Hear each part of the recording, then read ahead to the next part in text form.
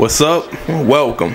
Before I even get into talking about Floyd Mayweather Jr. and Conor McGregor, I would like to give a special shout out, man. Shout out to Badu Jack and Miguel Cotto, man. Both looked really good tonight. A lot of people did not watch the Miguel Cotto Yoshihiro Kamigai matchup because, for obvious reasons, you know what I mean? Like I said, the biggest event, the biggest fight in combat sports, you know, was made tonight.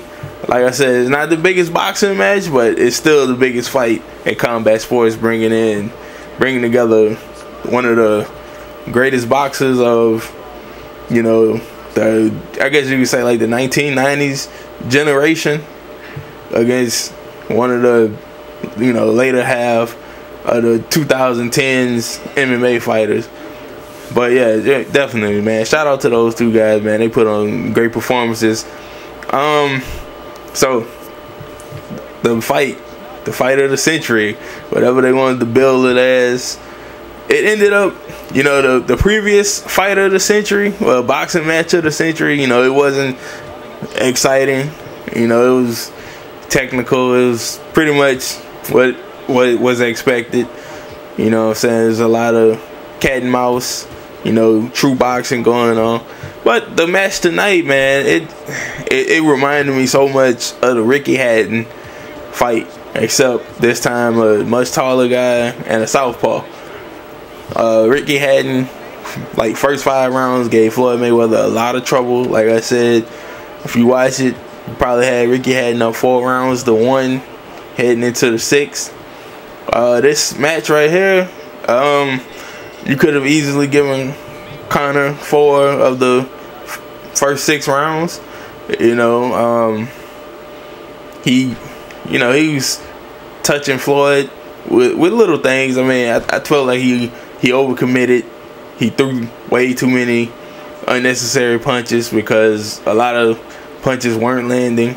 Yeah, he was hitting them on his arms and whatnot, but, you know, again, those don't count as landed punches in boxing. So he was just basically wasting energy, and by the time you get to the second half of the fight, you know, he started gassing a little bit. Then he kept getting hit to the body. I mean, Floyd landed like 53% of his punches the entire fight. Conor landed 26%, which is pretty good, man. But Floyd walked him down, which I thought was shocking. I was like, damn, Floyd is like actually really trying to go out here and trying to finish the fight. But, you know, early on, you know, it was looking real bad. It was like, damn, okay, maybe he might get outboxed. But then started looking and kind of noticing, it was like, hold up, he just keep trying to put straight punches to his stomach, like, over and over again. That's all he was trying to do. And Conor really wasn't trying to block him. When he finally tried to block him, you know what I'm saying, it was like, I guess, too little too late or whatever. Conor did land one really good left hand that stunned Floyd at the beginning of the 7th round. I can't even remember, man, but he stunned him. Floyd hauled ass and went towards the ropes, hurry up and tie it up real quick. Then you get the round 9. Round 9 was like, that was pretty much the beginning of the end. Conor McGregor was like nowhere to be found. His legs was giving out. His arms, like, he can barely lift his arms at that point. So he was definitely fatigued. I don't think he was hurt. You know, he might have felt a little bit of sting from some of the punches, you know, from the accumulation, but still, you know, he was never really hurt. And then you get to round 10, and then he just had a little flurry put on him.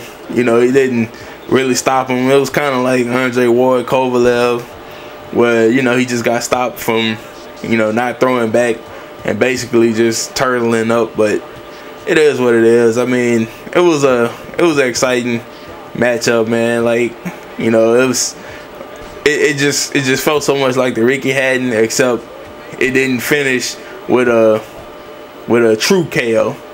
You know what I'm saying? It finished with a basic technical knockout. You know, Conor McGregor, you know, if Paulie Malignaggi, you know, really want that match, I mean, hey, go ahead. Yeah, you make it work, but I still want to see him go back to the UFC and defend that belt against whoever wins out of Kevin Lee and Tony Ferguson.